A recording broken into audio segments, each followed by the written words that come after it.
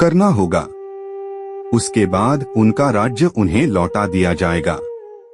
द्रौपदी के साथ पांचों पांडव 12 वर्ष वनवास और 1 वर्ष अज्ञातवास में बिताकर वापस लौटे, पर लालची दुर्योधन ने लिया हुआ राज्य वापस करने से इनकार कर दिया। 8 पांडवों को अपने राज्य के लिए लड़ना पड़ा। युद्ध में सारे कौरव मारे गए। तब पांडव उस विशाल साम्राज्य के स्वामी हुए। इसके बाद 36 वर्ष तक पांडवों ने राज्य किया और फिर अपने पोते परीक्षित को राज्य देकर द्रौपदी के साथ तपस्या करने हिमालय चले गए। संक्षेप में यही महाभारत की कथा है। गंगा एक सुंदर युवती का रूप धारण किए नदी के तट पर खड़ी थी। उनके सौंदर्य और नवयौवन ने राजा शांतनु को मोह लिया था।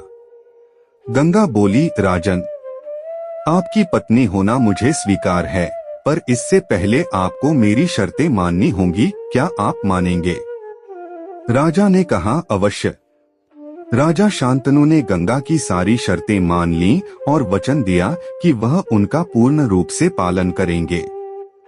समय पाकर गंगा से शांतनु के कई तेजस्वी पुत्र हुए, परंतु गंगा ने उनको जीने नहीं दिया। बच्चे के पैदा होते ही वह उसे नदी की बहती हुई धारा में फेंक देती थी और फिर हंसती मुस्कुराती राजा शांतनु के महल में आ जाती थी। अज्ञात सुंदरी के इस व्यवहार से राजा शांतनु चकित रह जाते। उनके आश्चर्य और क्षोभ का पारावार न रहता। शांतनु वचन दे चुके थे, इस कारण मन मसोस कर रह जाते थे। 7 बच्चों को गंगा ने इसी भांति नदी की धारा में बहा दिया। 8वां बच्चा पैदा हुआ। गंगा उसे भी लेकर नदी की तरफ जाने लगी तो शांतनु से न रहा गया। बोले, माँ होकर अपने नादान बच्चों को अकारण ही क्यों मार दिया करती हो? यह घृणित व्यवहार तुम्हें शोभा नहीं देता है। राजा की बात सुनकर गंगा मन ही मन मुस्कुराई, परंतु क्रोध का अभिनय करती हुई बोली, राजन, क्या आप अपना वचन भूल गए हैं? मालूम होता है कि आपको पुत्र से ही मतलब है, मुझसे नहीं। आपको मेरी क्या परवाह है? ठीक है, पर शर्त के अनुसार मैं अब नहीं ठहर सकती। हाँ, आपके इस पुत्र को मैं नदी में नहीं फेंकूंगी। इस अंतिम बालक को मैं कुछ दिन पालूंगी और फिर पुरस्कार के रूप में आपको सौंप दूंगी। यह कहकर गंगा बच्चे को साथ लेकर चली गई। यही बच्चा आगे चलकर भीष्म पितामह के नाम से विख्यात हुआ। गंगा के चले जाने से राजा शांतनु का मन विरक्त हो गया। उन्होंने भोग विलास से जी हटा लिया और राजकाज में मन लगाने लगे। एक दिन राजा शिकार खेलते खेलते गंगा के तट पर चले गए तो देखा किनारे पर खड़ा एक सुंदर और गठीला युवक गंगा की बहती हुई धारा पर बाण चला रहा था। बाणों की बौछार से गंगा की प्रचंड धारा एकदम रुकी हुई थी। यह दृश्य देखकर शांतनु दंग रह गए। इतने में ही राजा के सामने स्वयं गंगा आकर उपस्थित हो गई। गंगा ने युवक को अपने पास बुलाया और राजा से बोली, राजन, पहचाना मुझे और इस युवक को? यही आपका और मेरा 8वां पुत्र देवव्रत है। महर्षि वशिष्ठ ने इसे शिक्षा दी है। शास्त्र ज्ञान में शुक्राचार्य और रणकौशल में परशुराम ही इसका मुकाबला कर सकते हैं। यह जितना कुशल योद्धा है उतना ही चतुर राजनीतिज्ञ भी है। आपका पुत्र मैं आपको सौंप रही हूँ, अब ले जाइए इसे अपने साथ। गंगा ने देवव्रत का माथा चूमा और आशीर्वाद देकर राजा के साथ उसे विदा कर दिया। तेजस्वी पुत्र को पाकर राजा प्रफुल्लित मन से नगर को लौटे और देवव्रत राजकुमार के पद को सुशोभित करने लगे। 4 वर्ष और बीत गए। एक दिन राजा शांतनु यमुना तट की ओर घूमने गए तो वहां अप्सरासी सुंदर एक तरुणी खड़ी दिखाई दी। तरुणी का नाम सत्यवती था। गंगा के वियोग के कारण राजा के मन में जो विराग छाया हुआ था वह इस तरुणी को देखते ही विलीन हो गया। उस सुंदरी को अपनी पत्नी बनाने की इच्छा उनके मन में बलवती हो उठी और उन्होंने सत्यवती से प्रेमयाचना की। सत्यवती बोली, मेरे पिता मल्लाहों के सरदार हैं, पहले उनकी अनुमति ले लीजिए, फिर मैं आपकी पत्नी बनने को तैयार हूँ। राजा शांतनु ने जब अपनी इच्छा उन पर प्रकट की तो केवटराज ने कहा, आपको मुझे एक वचन देना पड़ेगा। राजा ने कहा, जो मांगोगे दूंगा, यदि वह मेरे लिए अनुचित न हो।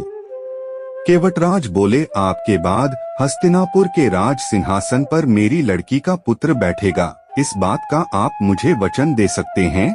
केवटराज को शर्त राजा शांतनु को नागवा लगी। गंगासुत को छोड़कर अन्य किसी को राजगद्दी पर बैठाने की कल्पना तक उनसे न हो सकी। निराश और उद्विग्न मन से वह नगर की ओर लौट आए। किसी से कुछ कह भी न सके, पर चिंता उनके मन को कीड़े की तरह कुतर कुतर कर खाने लगी। देवव्रत ने देखा कि उसके पिता के मन में कोई न कोई व्यथा समाई हुई है। एक दिन उसने शांतनु से पूछा, पिताजी, संसार का कोई भी सुख ऐसा नहीं है जो आपको प्राप्त न हो, फिर भी इधर कुछ दिनों से आप दुखी दिखाई दे रहे हैं। आपको किस बात की चिंता है? यद्यपि शांतनु ने गोलमोल बातें बताई, फिर भी कुशाग्र बुद्धि देवव्रत को बात समझते देर न लगी। उन्होंने राजा के सारथी से पूछताछ करके उस दिन केवटराज से यमुना नदी के किनारे जो कुछ बातें हुई थीं, उनका पता लगा लिया। पिताजी के मन की व्यथा जानकर देवव्रत सीधे केवटराज के पास गए और उनसे कहा कि वह अपनी पुत्री सत्यवती का विवाह महाराज शांतनु से कर दें। केवटराज ने वही शर्त दोहराई जो उन्होंने शांतनु के सामने रखी थी। देवव्रत ने कहा, यदि तुम्हारी आपत्ति का कारण यही है तो मैं वचन देता हूँ कि मैं राज्य का लोभ नहीं करूँगा। सत्यवती का पुत्र ही मेरे पिता के बाद राजा बनेगा। केवटराज इससे संतुष्ट न हुए। उन्होंने और दूर की सोची, बोले, आर्यपुत्र, इस बात का मुझे पूरा भरोसा है कि आप अपने वचन पर अटल रहेंगे, किंतु आपकी संतान से मैं वैसी आशा कैसे रख सकता हूँ?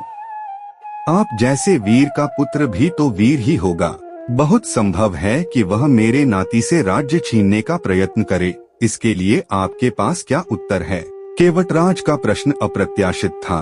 उसे संतुष्ट करने का यही अर्थ हो सकता था कि देवव्रत अपने भविष्य का भी बलिदान कर दें, किंतु पितृभक्त देवव्रत इससे जरा भी विचलित नहीं हुए। गंभीर स्वर में उन्होंने यह कहा, मैं जीवन भर विवाह नहीं करूंगा, आजन्म ब्रह्मचारी रहूंगा, मेरे संतान ही न होगी। अब तो तुम संतुष्ट हो? किसी को आशा न थी कि तरुण कुमार ऐसी कठोर प्रतिज्ञा करेंगे। देवव्रत ने भयंकर प्रतिज्ञा की थी, इसलिए उस दिन से उनका नाम ही भीष्म पड़ गया। केवटराज ने सानंद अपनी पुत्री को देवव्रत के साथ विदा किया।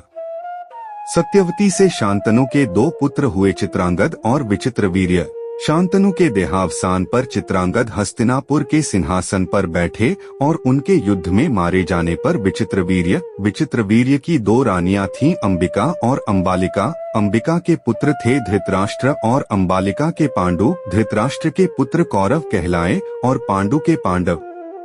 महात्मा भीष्म शांतनु के बाद से कुरुक्षेत्र युद्ध का अंत होने तक उस विशाल राजवंश के सामान्य कुलनायक और बाद कुरुवंश का पूज्य बने रहे। शांतनु के